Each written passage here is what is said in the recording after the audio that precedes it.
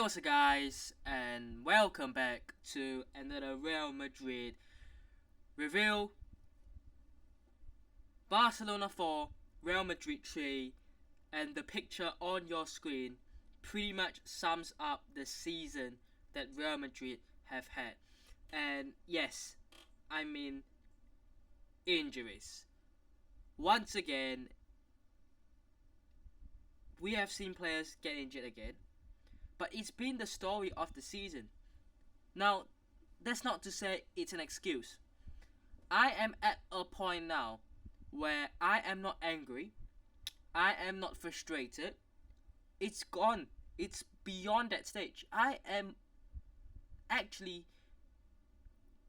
I actually feel very bad and upset in a sad way for Carlo Ancelotti. I do. And look, I've said before, he has a part in this season's downfall. Tactically, there is no tactics. It is really, when we play against Barcelona or any big team, as we saw in this game, it is Thibaut Courtois, please kick the ball as high and as far as you can and pray that someone gets on the end of it, which doesn't happen. That is the tactic. There isn't a tactic, which ultimately has cost him his job at Real Madrid. Now, look, I don't think it's gonna hurt Ancelotti's life. He's gonna head to Brazil. He's gonna be paid well. He has already, achieved a lot in football. He can retire even right now if he wanted to, but he can retire in the next few years, knowing he has achieved massive success with every team he has gone to, and especially at Real Madrid. He has won many trophies, and he has put up a great CV for himself, right? In terms of his managerial career. But what has not helped him, apart from obviously him not having a proper tactics, and we have never known Carlo Ancelotti as a tactical manager slash coach. He has never been all about the tactics. It's very free for the players. It's a freedom. It's a game where the players can go on the pitch and express themselves. But on the other hand, we are seeing obviously Mbappé and Vinicius not doing defensive track back work, and that is basically playing with 8 outfield players. Because you take away Courtois, you have got 10, but 2 players aren't helping back defensively. You are playing 10v8. Barcelona had 10 players, outfield players, and we had 8. And out of those 8, we have got Fran Garcia and Lucas Vazquez, who aren't defensive fullbacks. So you're basically playing, realistically, defending wise, you're probably playing with 6. You are probably playing with 6 players against 10, and that doesn't help. But obviously, why have we gotten to a stage where Fran Garcia and Lucas Vazquez have to start such a game? I saw this stat, right? I'm not sure which account it was. It might have been. Let me go and have a look. Actually, I'm gonna go and have a look. I'm not sure. It's not really a stat. It was more of a story that broke through. I've no idea. I forgot where it came from. But basically, it was something leaked, and it was saying that the sources in the club expected or felt that. The sources in the club felt that with that defense of Lucas Vazquez, Tchouaméni, Asensio, and Fran Garcia as your only back four, it probably would or wouldn't even make Conference League. I think it was something like it at best, that defense would have only made Conference League football. And I thought to myself, that is a great point. And I've always wondered, if we had Fran Garcia, Lucas Vazquez, Tchouaméni at centre back, and Asensio as the back four with Courtois in goal, as the back five for the entire season, where would we have finished? And you know what? I've come to the realization that that source that felt that way is probably actually accurate. Defensively, we have been shocking. We have been shocking. I mean, to sum it up, Mbappe's got a hat-trick in this game and still lost. That tells you all you need to know about the defense. But if we didn't need to tell you it, we all know, I think, pretty much, that defensively this team is shocking. And this team could probably finish 7th, probably finish 6th defensively if those were our back 4/5. Of course, Courtois has bailed us out many times, but ahead of him, he has been shambles. And why have we allowed ourselves to be in a position where our defense is a Conference League worthy defense, or even, maybe I'll be more generous, a Europa League defense at best? That defense is not a Champions League winning defense. It's not a Champions League qualifying defense. It's not a top 4 defense. It is at best a Europa League defense. So why have we allowed ourselves to come all the way to May 2025 with that as the standard of the defense? Carvajal was injured earlier in the season, so was Militao. We know Ferland Mendy and David Alaba have always struggled with injuries, reoccurrences. It's not the first time. Camavinga, he isn't even a defender, but he got injured unfortunately, right? And when you know you have such problems, and when you know your back 5 is dead, and your backup defenders are the likes of Jesus Vallejo, it's a shocking thing to say, by the way. And you have to promote Lorenzo Aguado and Jacobo Ramon into the first team squad, which obviously it's great seeing these young players get caught up and train with the senior players, but they are not ready. Victor Munoz, he came on, he missed a big chance to tie the game, and he got hate. Why is Victor Munoz getting hate from Real Madrid fans?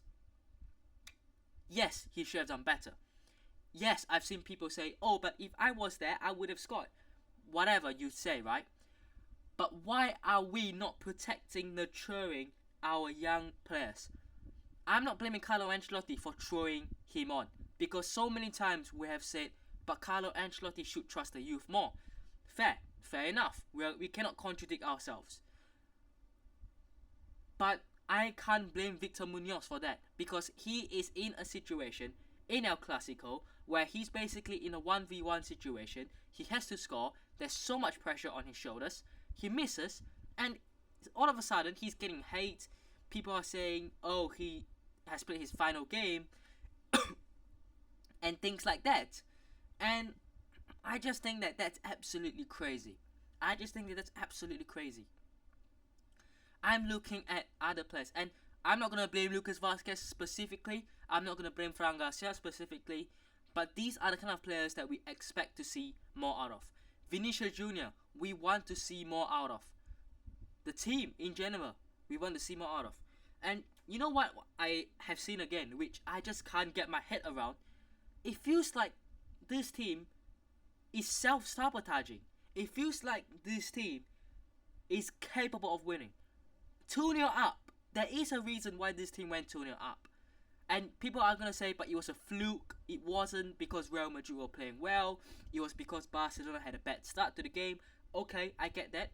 But at 2-0 up, surely you would wake up your senses and smell the coffee. And surely you would actually react instead of just conceding, 4 goals in the next 25 minutes. You should know the bare minimum, the standards. And these players started switching off. It was crap again. Passing was crap. There was no tactic. It was punt the ball long And that all goes back to the manager. Carlo Ancelotti, he's on the touchline. Okay? He's telling Fran Garcia to not push too forward. He's asking Fran Garcia to stay back to, keep track of Lamine Yamal. But why is he not doing more? Why is he not telling the players, guys, stop playing this kick the ball up and pray tactic? Because he's probably the one who is instructing these tactics. And unfortunately, if you're going to do that, you're self-sabotaging. You are. And these players have gone and, basically listened to the tactics, because they obviously this is the tactic they've been given, and they have gotten Carlo Ancelotti the sack, basically. In a good way, it's got this. It's in a bad way, actually. It's got the sack. Obviously, in a nicer way, he has departed. But I'm not gonna blame Carlo Ancelotti fully. But he takes up a lot of the responsibility of why he got sacked, basically, and it starts from himself. The tactics, atrocious. Defensively, injuries obviously doesn't help.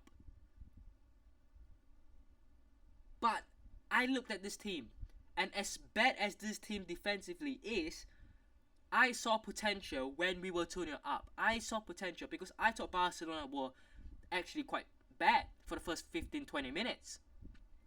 And when we were 2-0 up, I thought this could be the day where we actually go and prove everyone wrong. And unfortunately, the tactics costed us defensively, and just overall, the players started doing weird stuff, and they were self-sabotaging as well. And we lost. It was so easy. Barcelona players were running through, they were getting shots, they were getting chances freely. It wasn't even a battle, it wasn't even a competition, it wasn't even a game. It was Barcelona against a group of 3-year-olds. And how this team is playing like that is beyond me. I look at the team, and honestly, like I said, I feel bad for Carlo Ancelotti, but I look at the starting 11, I feel bad for Kylian Mbappé, man. Kylian Mbappé did what he had to do. He scored a penalty early on, which was a penalty. People saying offside, by the way. Learn the rules. The ball came off Pau Kubasi into Mbappé, so it didn't come from a teammate, it came from a opponent. So that doesn't apply to the offside rules. And then Szczesny just completely wiped him out. No intention to get the ball. It was a clear penalty. He scored. Good penalty. Szczesny went the right way, got a touch to it, but it was a good penalty, right? Second goal, I thought Vini Jr. did well with the true pass for Mbappé. 1v1 against Szczesny. He is onside as well. Brilliant goal, right? 2-0 after 15 minutes. And you're thinking to yourselves, okay, let's see what we can do here. And then literally a few minutes later, you throw it away. And that was when Barcelona were having the momentum. They were now being able to control and dictate the play. This is where I agree with most people. We needed a Toni Kroos to slow the game down, to keep control of the game. When you're 2-0 up, don't do anything stupid. Don't be kicking the ball straight to them. Don't be playing this long, weird-ass long ball and giving Barcelona back the possession. Because when they had possession, we couldn't defend against that. And the best we could have done was kick it out for a corner, which they eventually scored from. Great. 2-1. Now they had the momentum. Okay, because a goal back, they have the hunger, they know they are still in this game. And then, once again, defensively makes up, Lamine Yamal comes in, one, doesn't even take a touch, it's a first time shot, finesse, into the back of the net, and it's 2-2. And then, just when you thought 2-2, it couldn't get worse. Dani Ceballos and Mbappe, I don't know what they were doing there. I'm not gonna point fingers at each of them, but they were both at fault.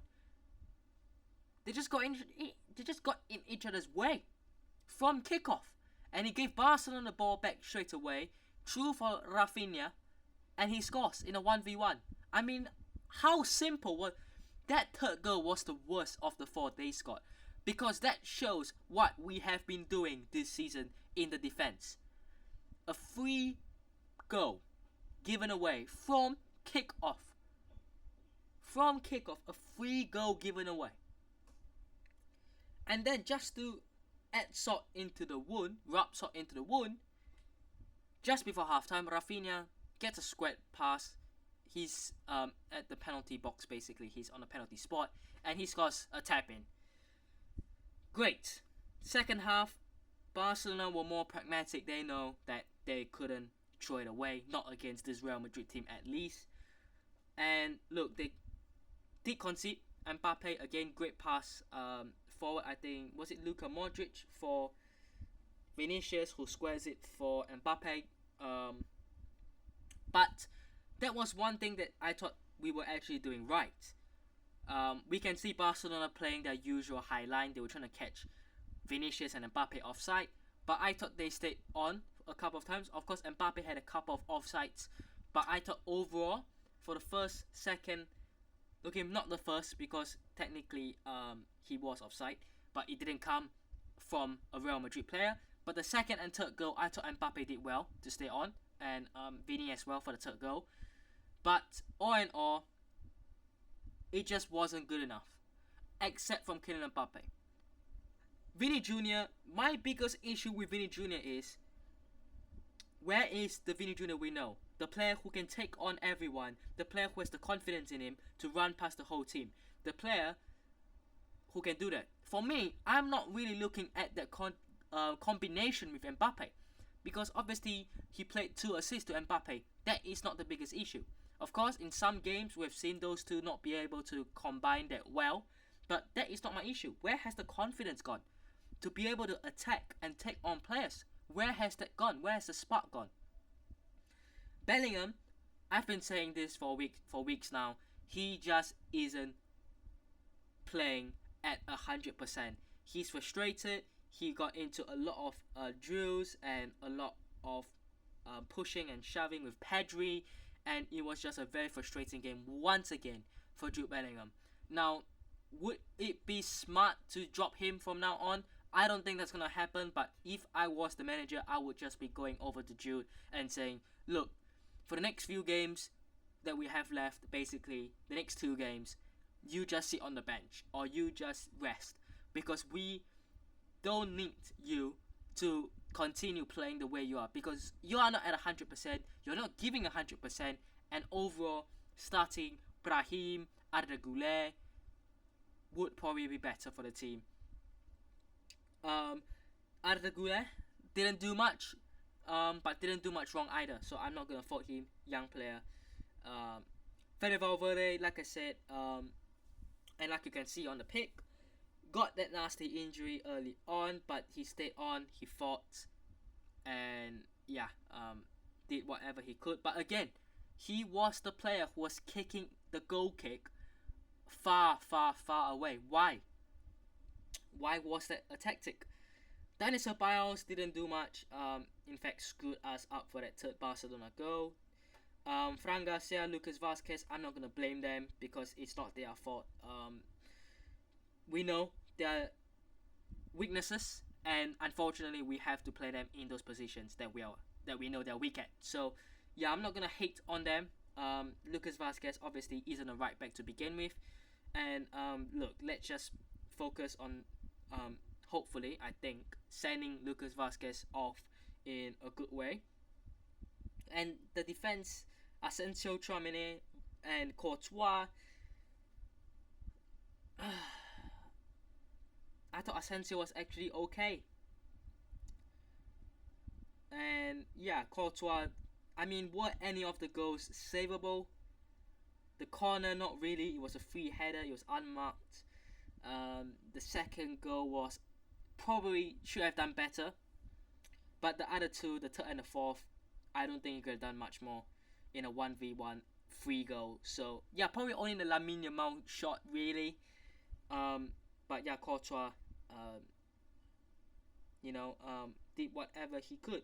And crazily enough, if you go to the Google rating, Mbappe had a 4.4 rating, the highest of everyone who played.